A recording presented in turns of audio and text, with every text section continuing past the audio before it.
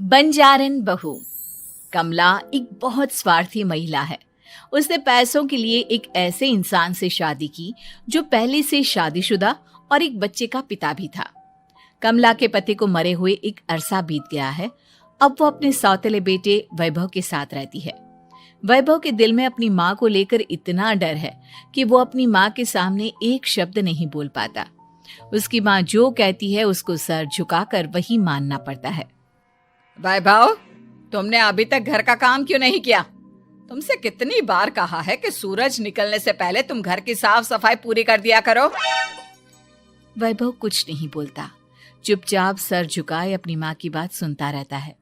तभी पास में खड़ा नौकर सुखराम कहता है, मालकिन, वैभव बाबा को रात से तेज बुखार है, इसलिए वो सुबह जल्दी उठ नहीं पाए।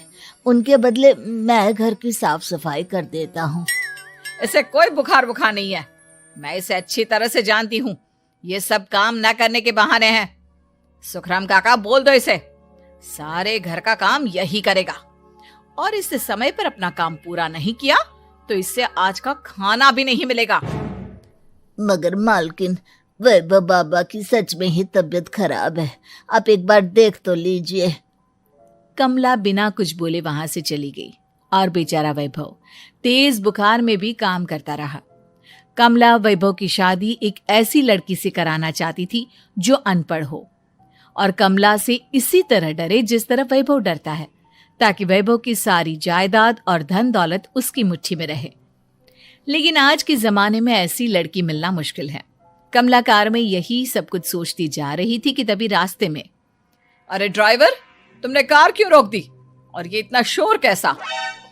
मैडम, आगे कुछ बंजारों का खेल चल रहा है, इसलिए भीड़ लगी है। मैं अभी भीड़ को साइड में करवाकर कार निकालता हूँ। ड्राइवर भीड़ को साइड करके कार निकालने की कोशिश करने लगा कि तभी कमला की नजर रस्सी पर चल रही एक फुलवा नाम की बंजारन पर पड़ी। क्यों ना मैं इस बंजारन की शादी वैभव से करा दूं? ये तो अनपढ़ लग रही है, मेरे पैरों तले दबकर भी रहेगी। मुझे अभी इसके माँ बाप से बात करनी होगी। ये सोचकर कमला ने उन बंजारों से बात की और उन्हें शाम को अपने घर बुलाया। फुलवा के माता पिता वहां उसे लेकर आ गए। उन्होंने इतना आलीशान घर पहले कभी नहीं देखा था। अच्छा हुआ आप लोग आ गए। देखिए, मुझे घुमा फिरा कर बात करने की आदत नहीं है, इसलिए सीधे सीधे मुद्दे पर आती हूँ। मुझे आपकी बेटी बहुत पसंद है। मैं अपने इकलौते बेटे की शादी आपकी बेटी फुलवा से कराना चाहती हूँ। इसके बदले में आप जो चाहो वो ले सकती हैं। तभी फुलवा की माँ कहती है, ये क्या कह रही है मैम साहब? कहीं आप हमारी गरीबी का मजाक तो नहीं उड़ा रही ना? आप मेरे बेटे से मिल लो। अगर आपको मेरा बेटा पसंद आता है तो मैं कल से ही शादी की तैयारी शुरू कर दूंगी। सुखराम, वैभव को लेकर आओ। फुलवा अपनी माँ के कान में फुसफुसाती है, माँ, कहीं इस मेम साहब का छोरा पागल तो ना है? फुलवा अपनी माँ से बात कर रही होती है कि वैभव वहां आता है। फुलवा उसे देखती ही रह जाती है और उसके माता पिता उसकी शादी तय कर देते हैं। शादी वाले दिन किसी को फुलवा और वैभव की बेमेल विवाह की बात समझ में नहीं आती। फिर भी एक औरत कमला से पूछ ही लेती है, कमला जी, आपने अपने इकलौते बेटे की शादी देहाती गवार से क्यों करा दी? ये बंजारन आपके घर की बहू बनने लायक तो नहीं है। कम से कम अपने स्टेटस का ही ख्याल कर लिया होता। बहू तो अपने टक्कर की लाती, आपने तो बंजारन को ही बहू बना लिया। अब कमला को समझ में नहीं आ रहा था कि इस बात का क्या जवाब दे। वो कुछ देर चुप रही और सोच समझ कर कहती है, बहन जी, आपको तो पता है आजकल के बच्चे किसी की बात कहाँ सुनते हैं। मैं तो अपनी बहू एक पढ़ी लिखी और अपनी सोसाइटी की ही ढूंढ रही थी। लेकिन मेरे बेटे ने मेरे सामने इस बंजारन को लाकर खड़ा कर दिया। बोला कि मैं शादी करूंगा तो इसी से।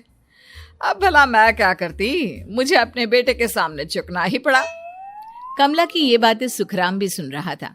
उसने ये सारी बातें वैभव को जाकर बता दी। काका, मैं तो फुलवा को जानता भी नहीं, फिर माँ मेरे बारे में झूठ क्यों कह रही है? अरे बेटा, तुम कितने भोले हो, तुम्हें कुछ भी नहीं पता। तुम्हारे पिता अपनी सारी संपत्ति तुम्हारे नाम करके गए हैं। तुम्हारी माँ नहीं चाहती कि यह संपत्ति तुम्हें मिले, इसलिए उन्होंने तुम्हारी अनपढ़ लड़की से शादी करवाई ताकि तुम्हारी तरह वो भी अपने हक के लिए आवाज ना उठा सके। सुखराम काका, मैं क्या करूं, आप ही बताओ। माँ के सामने आते ही मेरे हाथ पैर कांपने लगते हैं। मैं माँ को कुछ भी नहीं कह पाता। वे दोनों बात कर ही रहे थे कि अचानक कमला वहां आ गई। कमला को देखकर दोनों घबरा गए। तुम दोनों फिर कभी बातें कर लेना, अभी फेरों का समय हो गया है, चलो जल्दी आओ। इस तरह फुलवा और वैभव की शादी हो गई। अगले दिन कमला ने फुलवा को बुलाया और उसे नसीहत देने लगी। देख बंजारन, तुझे मैंने अपनी बहू बना तो लिया है, लेकिन तुझे इस घर में आंख कान मुंह बंद करके रहना होगा। घर का काम कर और अपने पति से मतलब रख, समझी?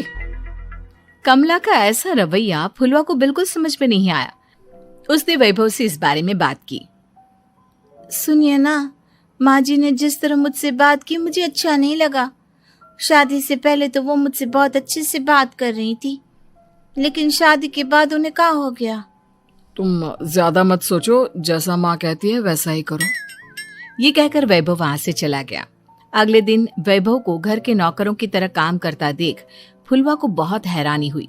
फुलवा ने इस बारे में सुखराम काका से बात की तो सुखराम काका ने फुलवा को सारी बात बता दी। अब फुलवा को समझ में आ गया कि उसकी सास ने एक बंजारन को बहू क्यों बनाया।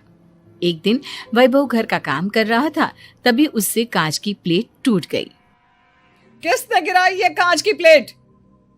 वैभव को वहां खड़ा देख कमला ने छड़ी से उसे मारना शुरू कर दिया। उसके पैर में कांच चुभ गया और खून बहने लगा, लेकिन फिर भी कमला उसे मारे जा रही थी। ये देखकर फुलवा ने कमला के हाथ से छड़ी छीन ली और तोड़कर फेंक दी। बंजारन, तेरी इतनी हिम्मत, तूने मेरे हाथ से छड़ी छीनी? कमला फुलवा को थप्पड़ मारने ही वाली थी कि फुलवा उसका हाथ पकड़ लेती है। ओ सस माँ, मैंने मॉम की गुड़िया ना समझ लियो। बंजारन हो बंजारन, ईंट का जवाब पत्थर से देना जानती हूँ। आज के बाद मेरे या वैभव जी के ऊपर हाथ उठाने की सोचियो भी ना, समझी ससु माँ? ये कहकर फुलवा वैभव को लेकर वहां से चली गई। उसने वैभव के पैर पर पट्टी बांधी, उसके आंसू पोंछे।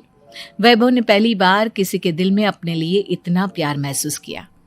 अब फुलवा वैभव का हर काम में हाथ बटाती, उसका बहुत ख्याल रखती। इस तरह दोनों बहुत ज्यादा नजदीक आ गए। वहीं दूसरी ओर कमला सारी जायदाद अपने नाम करने की साजिश करने लगी। और एक दिन, वैभव, जल्दी बाहर आओ। कमला की आवाज सुनकर वैभव और फुलवा अपने कमरे से बाहर आ गए। जी माँ, आपने बुलाया? ये ले, इन कागजों पर साइन कर दे। वैभव कागजों पर साइन करने ही वाला था कि फुलवा वैभव के हाथ से पेन छीनकर कहती है, ना वैभव जी, आप इस पर हस्ताक्षर नहीं करेंगे। आओ बंजारन, मैं तुझसे बात नहीं कर रही। ये बात मेरे और मेरे बेटे के बीच की है। चुपचाप पेन दे दे, नहीं तो तेरी खाल उधेड़ लूंगी। ससु माँ, बंजारन की खाल इतनी भी ढीली ना होवे कि कोई भी उधेड़ लेवे। जो यकीन ना आता हो तो देख ले उतार के।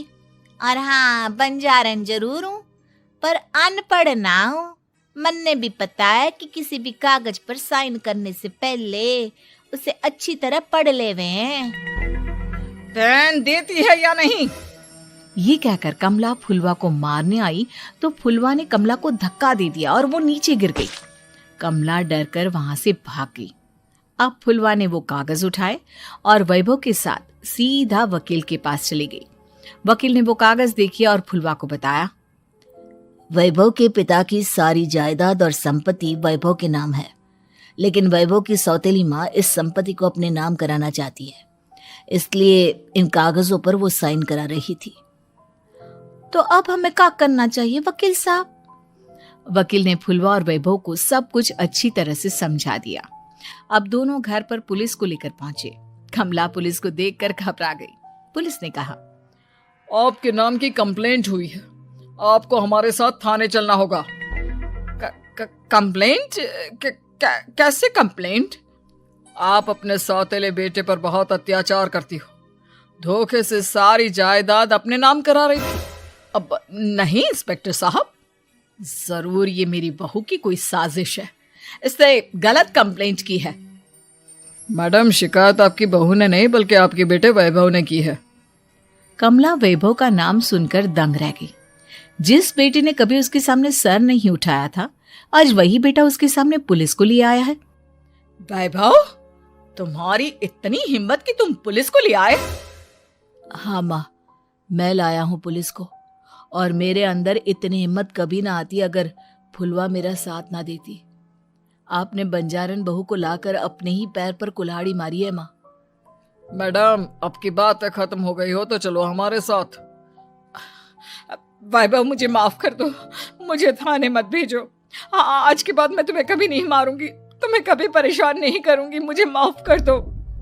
वैभव अपनी कंप्लेंट वापस ले लेता है और पुलिस वहां से चली जाती है।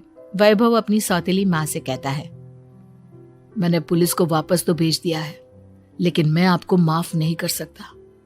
आपने बचपन से आज तक कभी मेरे सर पर हाथ नहीं रखा, हमेशा मुझे मारती रही, नौकरों की तरह बर्ताव करती रही। आप इस घर में नहीं रह सकती, चली जाइए यहां से। कमला घर छोड़कर चली गई और सड़क किनारे खड़ी होकर सोचने लगी, काश मैंने वैभव को माँ की तरह प्यार किया होता तो आज मैं इस तरह से बेसहारा ना हो जाती।